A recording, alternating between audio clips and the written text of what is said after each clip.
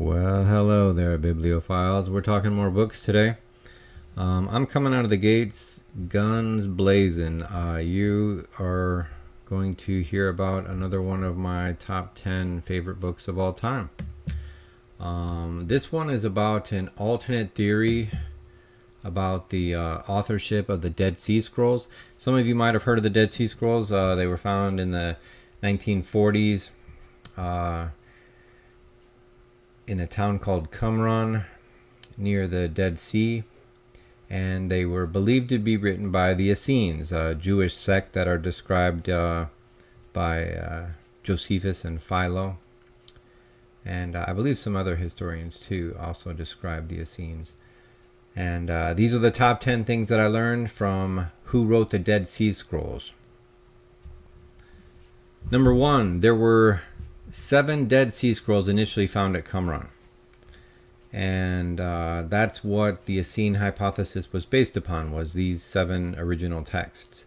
The scholars analyzed them, tried to fit any pieces together, do all the things that scholars do, and they decided, yeah, this fits with the descriptions of the 4,000 Essenes that camped around the Dead Sea and throughout the wilderness.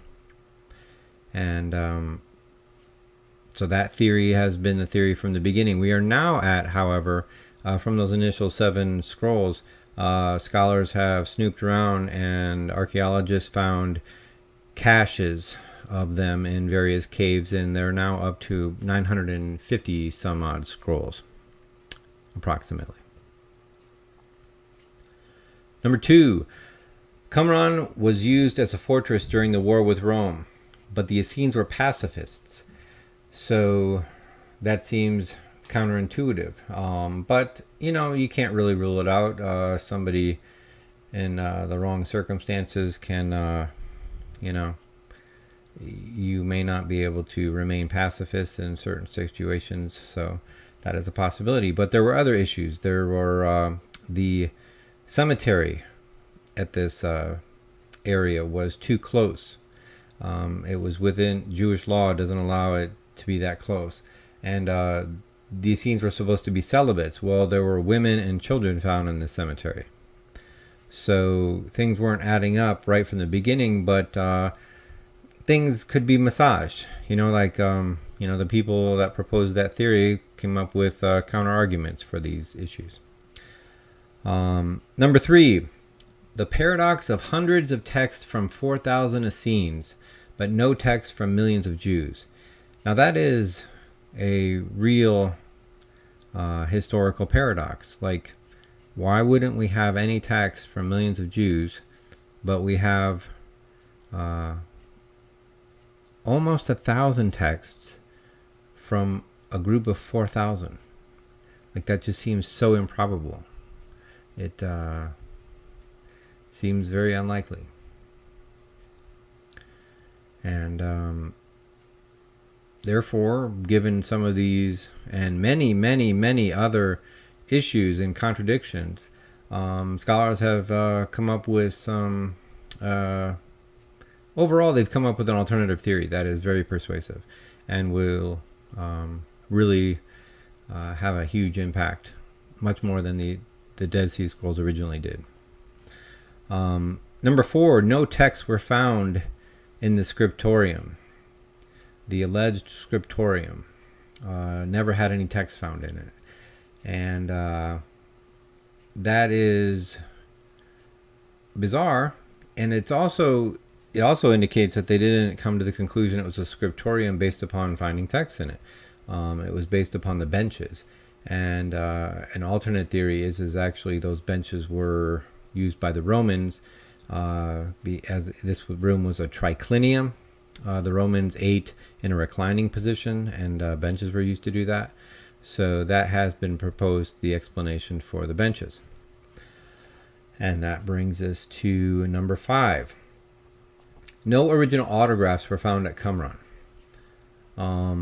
And that is anomalous because a similar cache of Jewish texts were found in Elephantine, Egypt, and the population of Jews living there were about 50 times the population of the Essenes at 4,000, and those had plenty of original autographs, which are texts that are written in the hand of the original author. And so it was very bizarre that 950 texts didn't have any original autographs. So more and more things aren't adding up with that Essene theory, but it's entrenched. Like you've got scholarship works that way. Once that initial theory is out there, it's hard to get that foundation redone. Like you're always going to be building on that foundation. Number 6. There are too many scribes at Qumran. They estimate they can look at the text and analyze the handwriting and figure out the scribe that wrote that. Like the scholars are really, really good at determining people's handwriting. Everybody's got a different handwriting, and even though this is a handwriting most people aren't familiar with, it's just like our handwriting, and there's a lot of diversity out there. And so all these scribes have different hands. 400 to 500 different hands is what they estimate. There's 950 texts. Like if it's 500, that's over two texts per guy, and that's wild. That's so impossibly unlikely. Number 7, the Copper Scroll inventory has too much wealth for any sect. Now the Copper Scroll is a scroll that literally is written on a sheet of copper, so it's virtually indestructible, and it has locations of the temple treasure. It has it's like a treasure map, and it tells you in the various areas where various things are hidden, all from the temple. Like that's very unlikely for the Essenes to have something like that and have that kind of wealth. 4,000 people. How would they have all this, like this gold and these, all this stuff? So that brings me to number 8. Proponents of the Essene hypothesis claim that the Copper Scroll is fiction. They're just like, oh, that's just a work of fiction, and it was really clever writing it on, copper. Well, that's possible. That's possible it's a work of fiction, but that's really bizarre. That this, all the treasures of the temple are being listed on this Copper Scroll, and everything else doesn't fit either. Like there's all this diversity of the texts, and all these hands, 400, 500 different hands.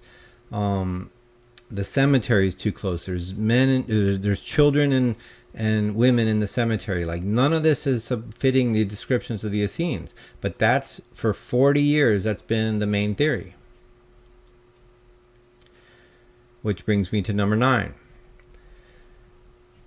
The alternate theory that these guys have come up with, and it makes perfect sense, is that many notable scholars believe that the Dead Sea Scrolls are copies of the books housed in the Second Temple Library. I'm going to read a quote to you from the book.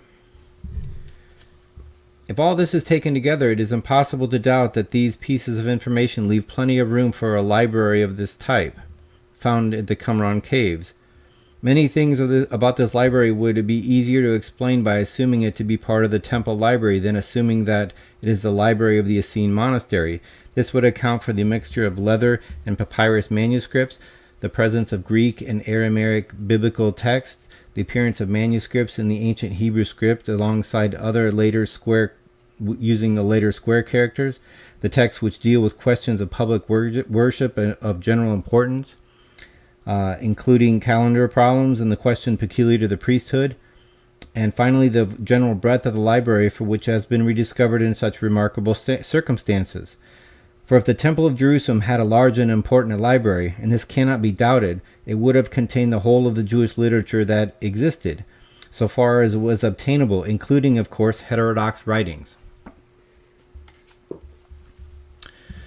Number 10,